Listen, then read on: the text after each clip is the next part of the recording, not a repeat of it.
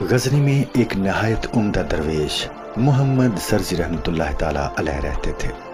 دنیا کی کسی چیز کی طرف ان کی توجہ نہ جاتی تھی اور ہمیشہ دیدار خداوندی کے خواہش مند رہتے تھے۔ دنیا سے ان کا دل بھر چکا تھا۔ وہ زندگی سے اس قدر بیزار ہو گئے کہ انہوں نے سوچا میں پہاڑ کی چوٹی سے نیچے چھلانگ لگا دوں۔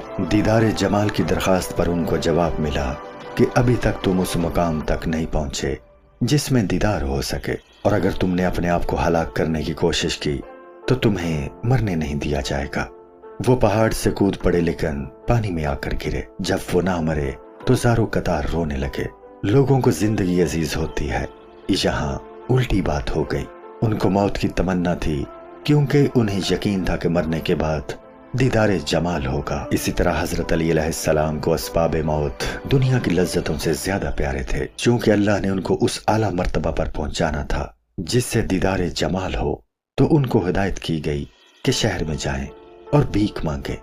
انہوں نے منظور کر لیا۔ اس غیبی اشارے کے بعد جب وہ غزنی میں پہنچے تو لوگوں نے ان کے استقبال کے لیے شہر کو سجایا، لیکن وہ بلا اطلاع کسی خفیہ راستے سے شہر میں داخل ہو گئے اور اپنے لیے اس اعزاز کو پسند نہ فرمایا۔ لوگ ملے تو انہوں نے بتایا کہ میں شہر میں خود نمائی کے لیے نہیں آیا، میں تو اپنے آپ کو ایک ذلیل بھیک منگا سمجھتا ہوں اور یہاں فقیروں کی طرح مانگوں گا تاکہ اچھی طرح ذلیل ہوں اور لوگ مجھے برا بھلا کہیں۔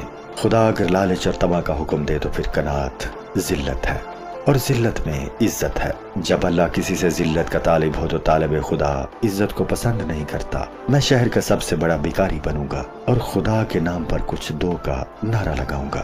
شیخ کا مقام عرش و کرسی سے بھی بلند تھا، لیکن انہوں نے بھکاری پن اختیار کیا۔ انبیاء علیہ السلام بھی غریب لوگوں سے کہتے ہیں اقرض اللہ، یعنی اللہ کو قرض دو، اور انصر اللہ، یعنی اللہ کی مدد کرو، حالانکہ مخلوق خود قرض اور مدد کی محتاج ہے۔ شیخ در بدر مارے مارے پھرتے تھے، حالانکہ آسمان میں سینکڑوں دروازے ان کے لیے کھلے تھے۔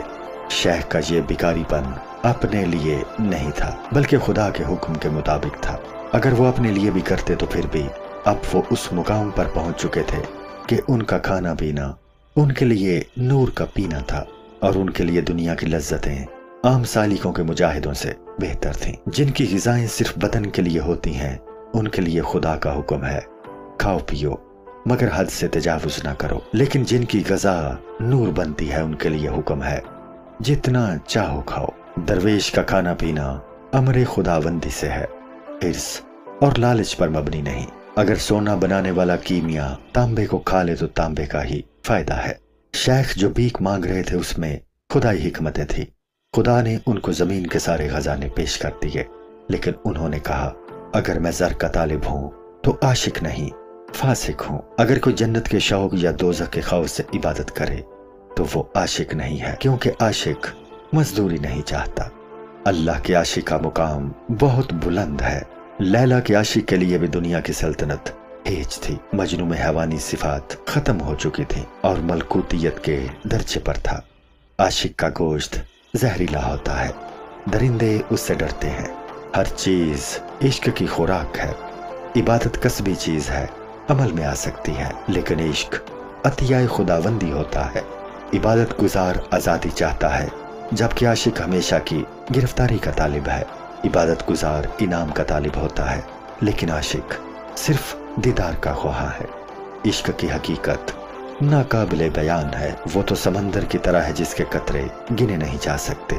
اس کی باتیں بیان کرنا ناممکن ہے۔